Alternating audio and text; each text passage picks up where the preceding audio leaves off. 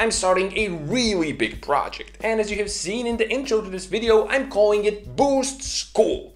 What the heck is Boost School, you're wondering? Well, the easiest way to explain it is to call it a university level course on forced induction in video format aimed at you, car enthusiasts. It's something a bit unprecedented for YouTube because there won't be any boiling down of information, no oversimplifications here. We're going deep into the details. Boost School is going to cover everything there is to know about engines and forced induction.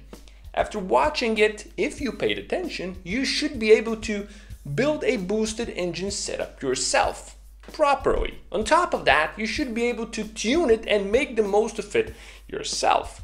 If you don't want to build it and do it yourself, you will have full understanding of what your tuner is doing. This is going to be a giant video series that's probably going to cover 100 videos or more. Boost School is made possible by, it's powered by AEM. A really cool company that makes really good performance electronics, and AEM and Boost go hand in hand because, let's face it, when it comes to modern boosted setups, what really makes power is the electronics. You could have the greatest turbo ever, the most advanced intake manifold, the most indestructible forged pistons, but you won't be able to make the most of all of that if you don't have the right electronics. You can have the best hardware, but if your software isn't on point, the hardware won't do its thing.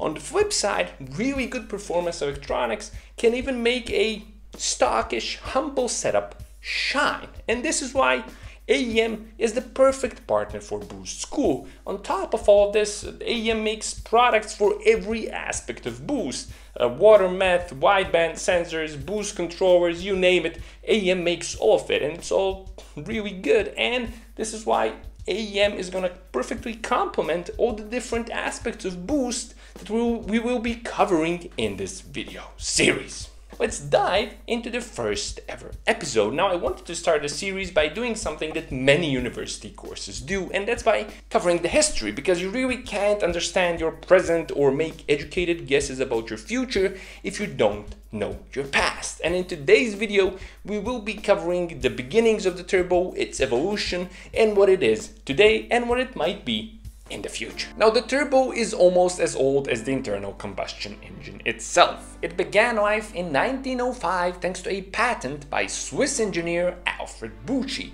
Mr. Buchi designed a radial engine with a turbo strapped to it. Now, back then they didn't really call it a turbo, but it really was a turbo. As Mr. Buchi described it, it was an exhaust-driven turbine with a compressor on a common shaft. Basically a turbo construction. But the question is, why did Mr. Buchi design this? Well, he designed it to help airplanes overcome a very serious problem. As you might know, as an airplane climbs to ever higher altitudes, the air gets less and less dense. In fact, the air becomes so thin that the engine doesn't get enough oxygen and it starts losing power. This, of course, was limiting the capabilities of airplanes, so Mr. Buchi designed the compressor to compress the air, to make it dense again, feed it back into the engine and restore it its lost power. But unfortunately, Mr. Buchi's design wasn't really a success. It was great in theory, but the prototype he built based on his patent proved to be a failure. It was pretty unreliable, and it would take another 15 years for Mr. Buchi's concept to be proven in practice. In 1920, an airplane called the Ulsac 11 managed to do something that was considered impossible for a pretty long time. The Ulsac 11 climbed to an altitude greater than 10,000 meters or 33,000 feet, and it did this by relying on turbo power. The Ulsac 11 was actually a French design commissioned by the United States, and these airplanes never saw actual combat, but they did make history. The Ulsac 11 had a V12 engine in it, which was built by the Packard car company, but more important than the engine itself was the fact that it was turbocharged. Funnily enough, they called it a turbo supercharger back then, but it was an actual turbo. It was built by the General Electric company, designed in their turbine design department, which was headed by Mr. Sanford Moss, and this was one of the first ever properly working turbos, and it managed to get the Ulsac 11 above 10,000 meters. Now the experiment almost failed and it almost got the pilot killed because the pilot's eyeballs froze at such a high altitude when he tried to change his oxygen supply tanks. Of course, he passed out, but fortunately he managed to regain his consciousness in the very last minutes and regain control of the airplane. And although he was temporarily blinded, he still managed to land the airplane successfully and prove that Mr. Buchi's idea was a good one. 5 years later, Mr. Buchi finally got his revenge on the turbo when he successfully managed to install turbochargers on giant marine 10-cylinder diesel engines.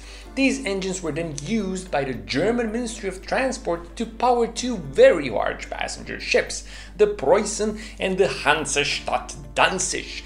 Buchi's design was then licensed to a bunch of other manufacturers, and turbos quickly started appearing on trains, on other ships, and on large commercial stationary diesel engines. World War II turned out to be another great time to be a turbo, because many of the legendary airplanes of this era were turbocharged. Airplanes like the B-17 Flying Fortress, the B-24 Liberator, the P-38 Lightning, the P-47 Thunderbolt, the Focke-Wulf FW-190, and a bunch of other planes were all turbocharged. In fact, during World War II, General Electric and Ford together built more than 300,000 turbos. After World War II ended, car and truck manufacturers of the 50s finally started experimenting with installing turbos into their vehicles, and although many experiments were made, none were really successful and didn't lead to any sort of mass production. That is until 1962, when GM introduced the Oldsmobile Jetfire and the Chevrolet Corvair Monza Spyder, the world's first turbocharged passenger cars. Although I personally think that both of these cars were pretty cool and unique, in the commercial sense they were failures. Their sales ended after just 1 year on the market. And this happened because these cars were pretty unreliable. Things were so bad, in fact, that Oldsmobile dealerships offered to remove the turbo system from the Jetfire free of charge. Also, the Jetfire is my personal favorite because it's very obvious the car was named by 6-year-old Transformers fans. I mean, the car was called Jetfire, the engine was called Turbo Rocket, and you needed to put in turbo rocket fluid into the engine, and you could buy this only from Oldsmobile dealerships, and without the turbo rocket fluid, the engine couldn't make its promised 215 horsepower.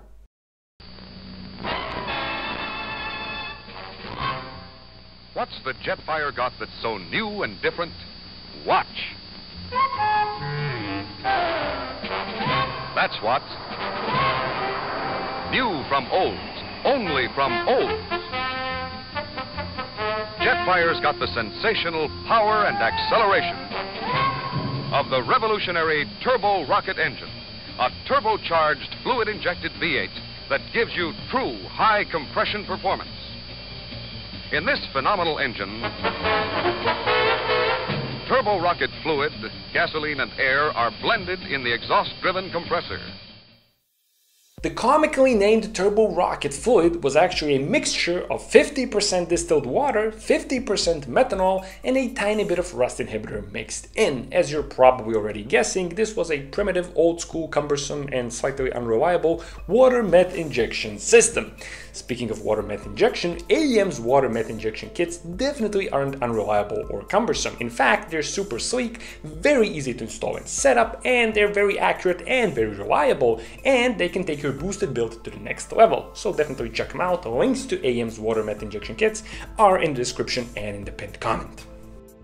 So why did the Jetfire need water meth? Well, it needed it because without it, the engine was very prone to knock. It was prone to knock because the turbo drew in air through a carburetor in a draw-through setup. The carburetor's imperfect fuel delivery in conjunction with a turbo resulted in very common knock occurrence at higher RPMs and higher throttle openings. To prevent this, the car had turbo rocket fluid, and when you ran out of turbo rocket fluid, the engine would cut performance using a bypass valve to save itself from destruction basically.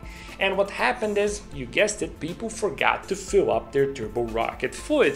The cheap guys, they filled it up with straight tap water, and then they blew the engine, and then they would complain to Oldsmobile how the engine was bad. As you might be guessing, all of this mess ended pretty quickly, and the Jetfire and the Chevrolet Corvair Monza Spyder were removed from the market.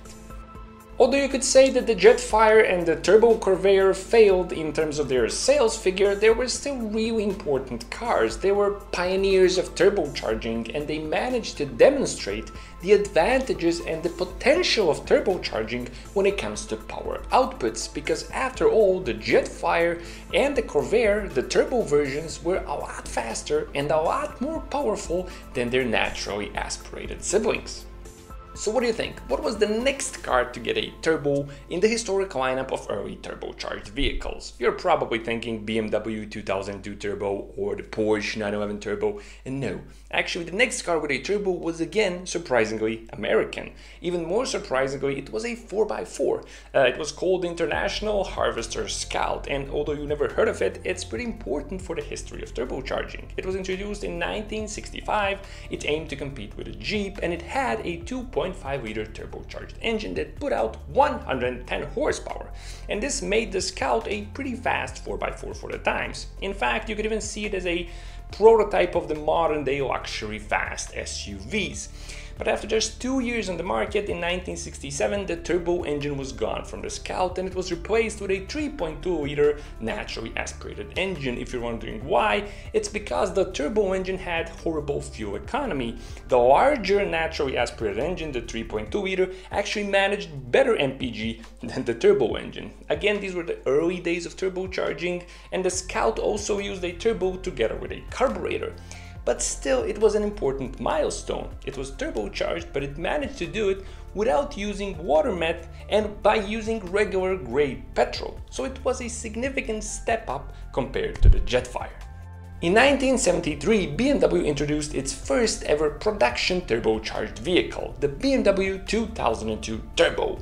And it was a big milestone for turbocharging because BMW realized that carburetors and turbos don't like each other. So the 2002 Turbo got mechanical Kugelfischer fuel injection, which resulted in a more accurate distribution of fuel to all the cylinders, and more importantly, it resulted in a lack of knock. Although the 2-liter engine put out 170 horsepower and made the 2002 Turbo a real pocket rocket of the 70s, it still suffered from massive turbo lag because the engine had to use a very low 6.9:1 compression ratio to prevent knock, and this was one of the reasons why it had such massive lag. But despite of this, it was a very fast and a very fun car. Unfortunately, the timing of the 2002 Turbo couldn't have been worse. Just months after its introduction, the 1973 oil crisis struck, and it abruptly ended sales of the Turbo Beamer, with only around 1,000 of these pretty cool little cars manufactured. By 1975, the oil crisis was long over and nobody was panicking anymore, so Porsche decided to take a swing at turboing something. And boy did they turbo it. In 75, they introduced the first ever 911 Turbo. It was actually a turbocharged 930 Porsche, but it did something that no other turbo car before it could. This car is perhaps the most important milestone in the history of the turbocharger because it changed global perception of what a turbo means and what it does. When it was introduced, the first 911 Turbo was the fastest production car on Earth. It was extremely desirable and it looked like no other Porsche before it. It had giant rear wheel arches and its whale tail spoiler and turbo written on it, and it screamed power and speed. And thanks to this car, the public no longer associated turbos with something with horrible MPG that was potentially unreliable and quirky. Now they associated turbos with power and speed.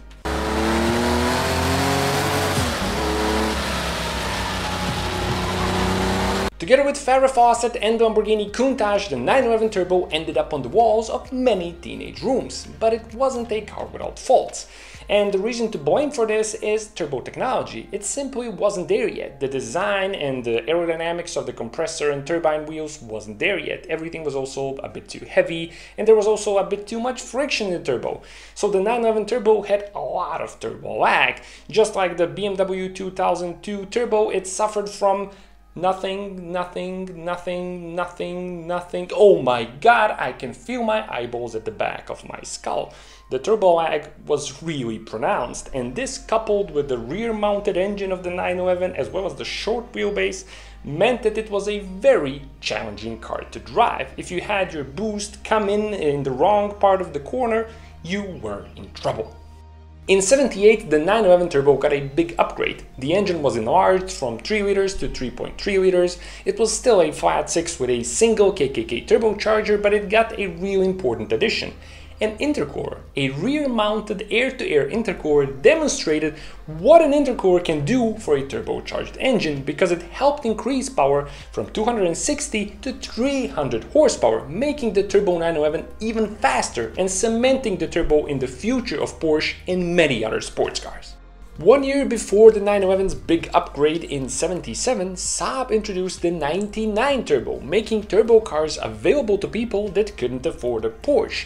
But 1 year later, again in '78, something more important happened because Mercedes debuted the first ever passenger car with a turbo diesel engine. It was called the Mercedes-Benz 300 SD, and it proved that turbos and diesel engines were a match made in heaven, because after all, you do not have to worry about knock on a diesel engine at all, and a turbo improves the performance of a diesel engine in every way. Another big thing happened in '78, the first ever turbocharged motorcycle. It was the Kawasaki Z1 RTC, and it was followed up by more turbo bikes. And although these were really cool bikes that screamed 80s design, turbos didn't remain popular in the world of motorcycles because simpler and lighter naturally aspirated engines were capable of offering the same or better performance, usually with better drivability. The 80s started out with a bang because in '81 Maserati decided that if one is good, then two must be better, and it introduced the first ever passenger car with 2 turbos on it. It was called the Maserati Biturbo, and the early versions still used a carburetor together with 2 turbos, so you can imagine how that didn't really work well. But the later versions of the car were pretty good, and it demonstrated how 2 turbos can do great stuff for an engine, so very soon many other car manufacturers followed and installed more than 1 turbo on their engines. In fact, we could call the 80s the beginning of the modern age of the turbocharger, because no longer was the turbo the oddball of the car world in the 80s. It was much more common, and finally the technology started evolving and improving as well. Turbos were becoming much better in the 80s, and many top-of-the-line flagship vehicles of many manufacturers around the world featured turbocharged engines. In '86, Porsche got its revenge on turbo lag when it premiered the 959, which featured the world's first sequential turbo system. It had 2 turbos. One was designed to spool at low RPM and the other would spool at higher RPM, so in theory you would get both responsiveness and big power. And it worked. The 80s also saw the mass production premieres of very important innovative turbo technologies, such as variable geometry turbos and twin-scroll turbos, both designed to reduce the dreaded turbo lag. Variable geometry turbos were actually patented by Garrett way back in '53, but didn't see mass production use until the late 80s. One of the first cars to use a variable geometry turbo was the '88 Honda Legend, which used a water-cooled variable geometry turbo on its 2-liter V6 engine. Just 1 year later, in '89, the second generation of the Mazda RX-7 showed off twin-scroll technology, which helped reduce the lag and improve the responsiveness of its rotary engine. Japanese car manufacturers, in fact, proved to be massive fans of turbocharging, and throughout the 80s and the 90s they made many iconic engine designs that managed to prove that turbos could be made very reliable and that they could also make an engine smooth and civilized as well as very powerful. These engines were in fact equally well suited to grocery shopping downtown as to hitting the track. They were so good that many remain fan favorites to this day, 20 to 30 years after they hit the market.